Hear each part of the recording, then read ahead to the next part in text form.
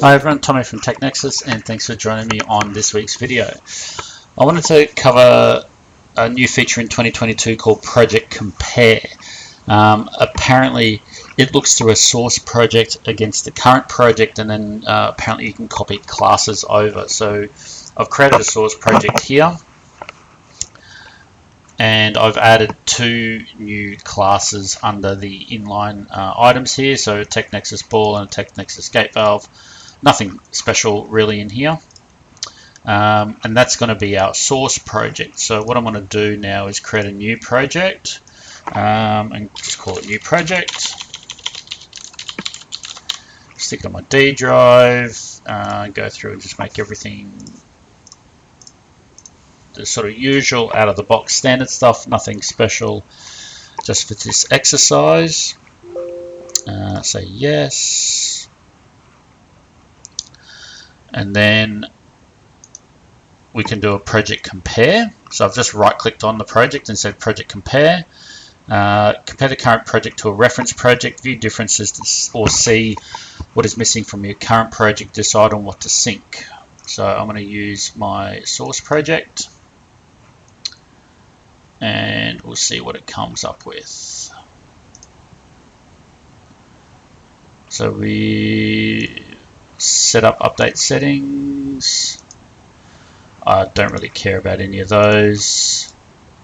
ISO styles.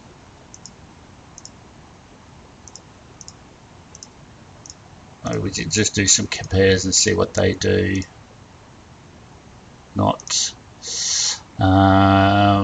support files for classes. This is the ones I was really interested in. And the blocks. I wonder if we can do a shift. We can accept all of those anyway. So now we do a sync review. So project part selected to sync. And then go sync now. So if I close that, now let's see if it's come through. So this is the first time I've done this. Inline assets, hand valves, there you go. So TechNexus ball and TechNexus gate. So it looks like that project compare function could be handy if you've got live projects and you have a source template project from a particular client, where you can just keep updating that and then use that project compare feature to push those changes through. So I'm pretty sure there was a third-party add-on that could do this.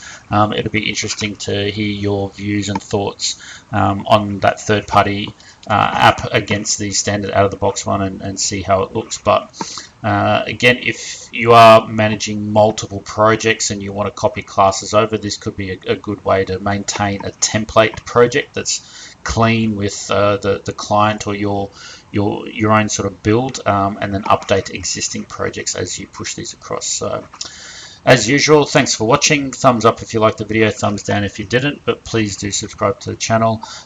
Feel free to make any comments. I will endeavor to get to your comments as well, but I'll see you next week for something else Autodesk related.